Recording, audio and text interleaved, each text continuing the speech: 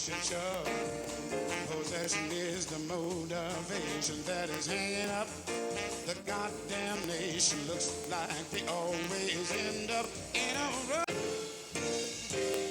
Everybody now trying to make it real compared to what? Come on, baby. Hi, everybody. I'm Dan Pascucci. And I'm Danielle Fish. Surprise, huh? How about that, huh?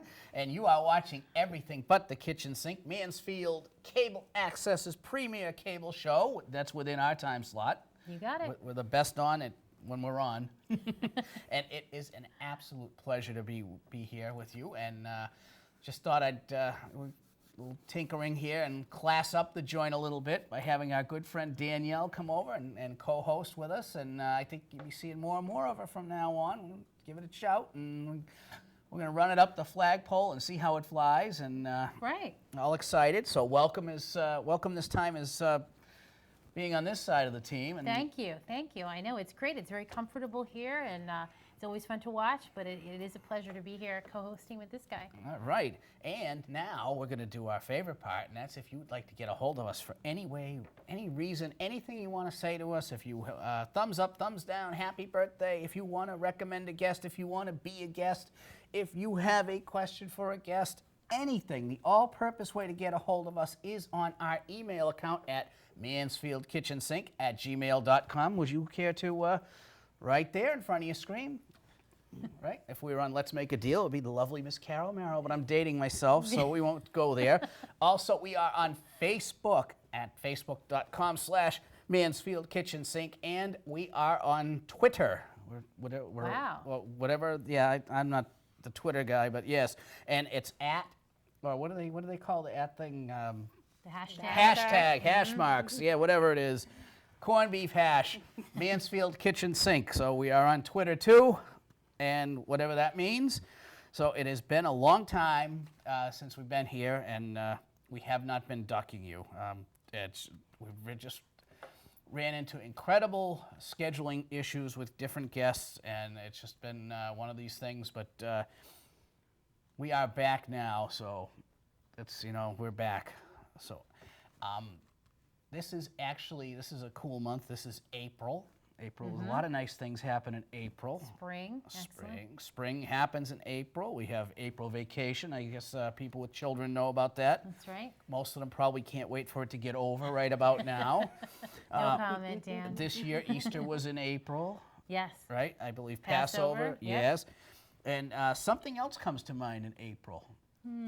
Something blue, right? Blue, yes. Actually, April is a very special month. You're wearing blue. It is, on purpose. On purpose. Not by accident. Wow. April is Autism Awareness Month.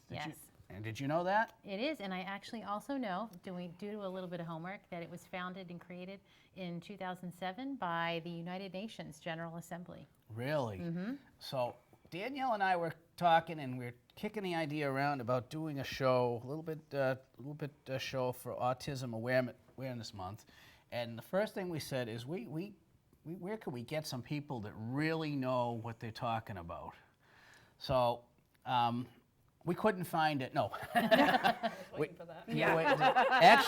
Actually, we decided that we settled for the two very best people there is to talk to. Right here in Mansfield. Right here locally. One's from Mansfield. One, we won't hold it against them. Okay, we won't hold it against her. Nope. But it is our pleasure to introduce Laure Kozlowski. Thank you. Okay, and Cheryl Gaudino. Thank you very much. Welcome. Thank you. Yes, welcome. Now, Cheryl, you are the Director of Operations at the National Autism Association. That's what they tell me. That's what they tell. It says it on her card, yes. She's going with that one. All right, well, welcome. Thank you. And we're excited to have you folks here. Thank you. Yeah, Excited to be here. And this is a big month for you people. Every month is a big every month. day. for us. This is a special month. A little bit, Yeah. This one here, you get more headlines. We like That's to, true. Airtime, headlines. yeah, we like to call it autism instead of awareness. We like to call it Autism Action Month Even better. Yes. I like because that. it's a way for people to not only become aware but to actually do something to help a family, to help a cause. So that's what we Well, like now to that call you're it. here to make, you know what, that's what you're here for, is to make us aware, educate us a little bit. Let's talk a little bit about it. We want to know, there's a bunch of things we want to know. We want to know specifically about autism, but we also want to take it a step further. We want to know what it is to be a parent with an autistic child, and just the daily things, and so that's why we brought you in here. So we were both hoping you could shine a little bit of light on this. So I'm gonna start off, okay, with a very basic question here, but I want to, you guys can fight amongst yourselves. What is autism? You inhaled first, so go I right did. ahead. Oh, it's my turn. Okay. It's a developmental disability, unknown cause, no known cures at this time. The kids develop very different from what they call typical children. First thing you notice is a lack of language, lack of social skills, sometimes some violent behavior. That's one thing we started with our daughter when she was little. Probably because she couldn't talk, she had no language at all, so she was very frustrated, so she acted, she lashed out. I don't know if you had that with your guy, but Not young. Not We young? Wait until we hit puberty. oh, Yeah. okay, fine.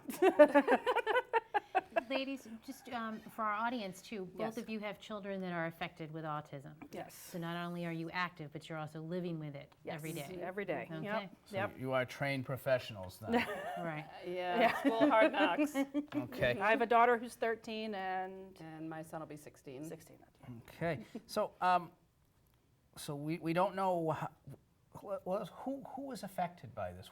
What is there a range of ages or? Well, I mean, right now, the latest numbers out from the CDC are 1 in 88 kids. Okay. And boys are 4 times as likely to develop autism as girls. What age group do they use? Is it start like in a certain age group, or is it? Well, I think there's a couple of different things. Some parents notice right from birth that there's something off. There's not that eye contact. There's not that bonding. The child just seems disinterested. Will Doesn't look wanna be away. held. Doesn't want to be held. Sensory defensive. And then some people say my kid was fine until X time, and then he just started going back. So there's just it's different and the saying goes, if you've met one person with autism, you've met one person with autism, because they are all different. Wow. Yep. So, What do you do if you're the parent and you are in those early stages and you're seeing, and you say we're just focusing on those first few years, first few months, and you're saying that sometimes those signals are there.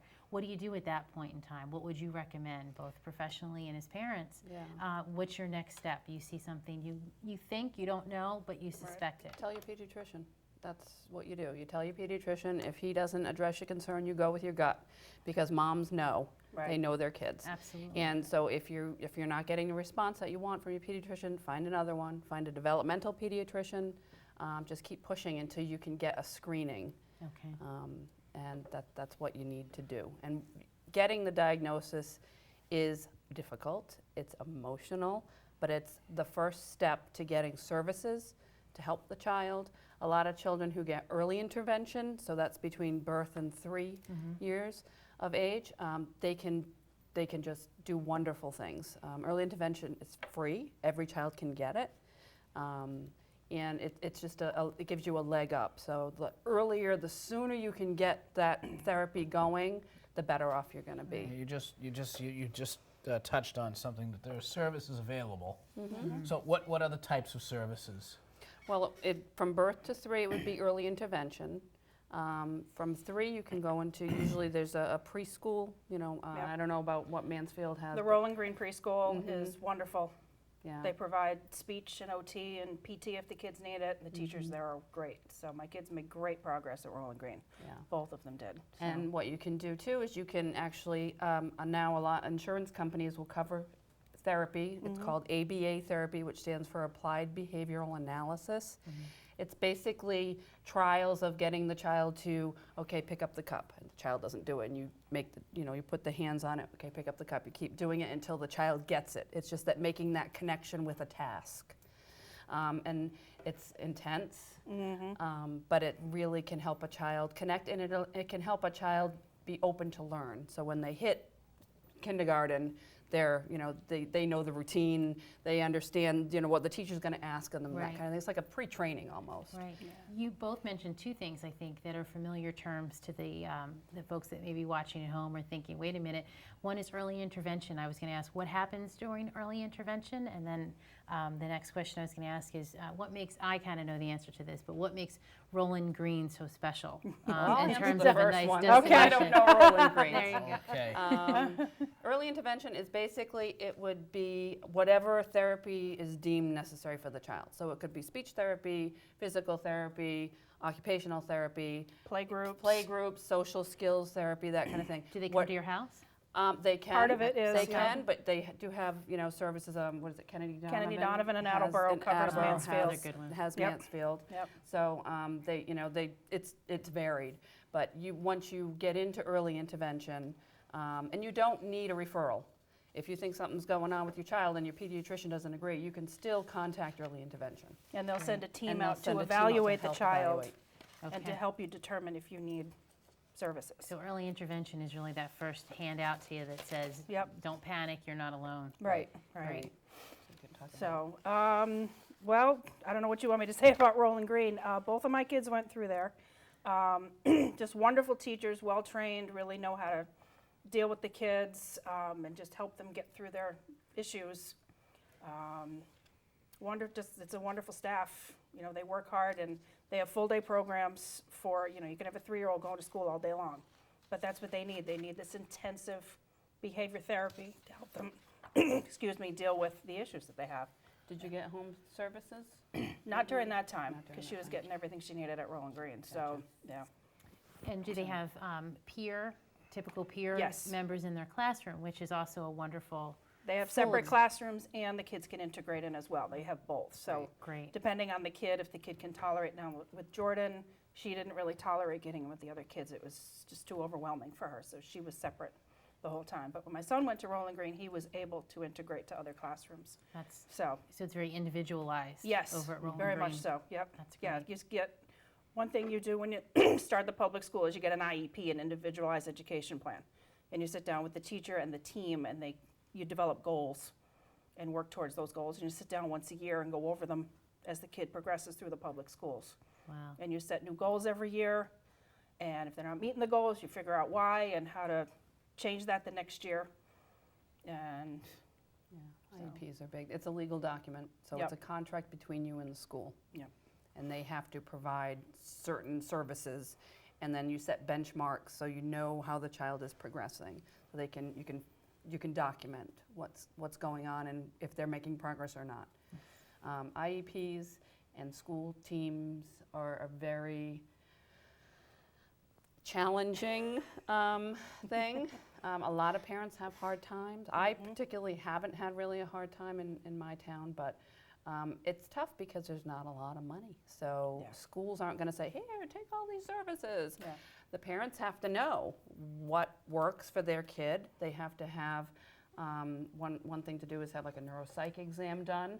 So you get a picture of the child's strengths and weaknesses, so you know how to develop your IEP.